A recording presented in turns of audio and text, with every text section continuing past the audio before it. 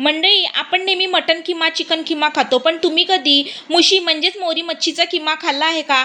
खाल्ला असेल किंवा नसेल तरी सुद्धा ही एकदा नक्की रेसिपी ट्राय करा. बाजारातून मस्त अशा मुश्या आणून त्याचे वरचे घबड काढून घ्यायचे आणि अशा 2 भागात कट करून घ्यायचे आणि 5 मिनिटासाठी गॅसवर पातेल्यात मुश्या बुडे इथपर्यंत पाणी घालून हाय फ्लेमवरती वाफवून घ्यायच्या. 5 मिनिटानंतर ह्या वाफवून झाल्यावरती ह्यामधला गरम पाणी काढून घ्यायचं आणि थंड पाणी घालून अशा वरवर थोडं थोडं चोळून साफ करून घ्यायचं आणि पुन्हा 2 पाण्यात स्वच्छ धुवून काढायच्या. मग ह्यामधला जो असा मध्ये जो ह्याचा काटा असतो तो काढून घ्यायचा, अलगद निघतो. सर्व काटे असेच आपल्याला काढून घ्यायचे आहेत आणि मग हे असे हाताने कुस्करून घ्यायचे.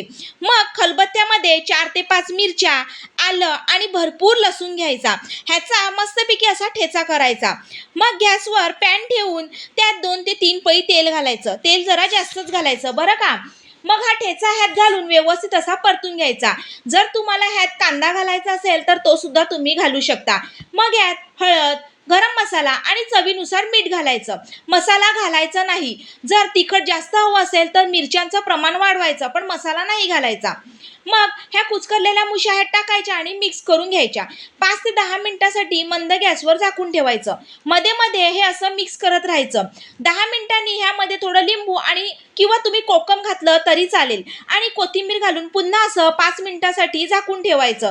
थोड्या वेळातच तयार आहे आपला झणझणीत आणि चमचमीत मोरी किंवा मुशी मच्छीचा किमा. भाकरी, चपाती, पाव कशासोबत सुद्धा तुम्ही एन्जॉय करून खावा. पण अशाच रेसिपीसाठी आठवणीने चॅनलला सबस्क्राईब करा. धन्यवाद.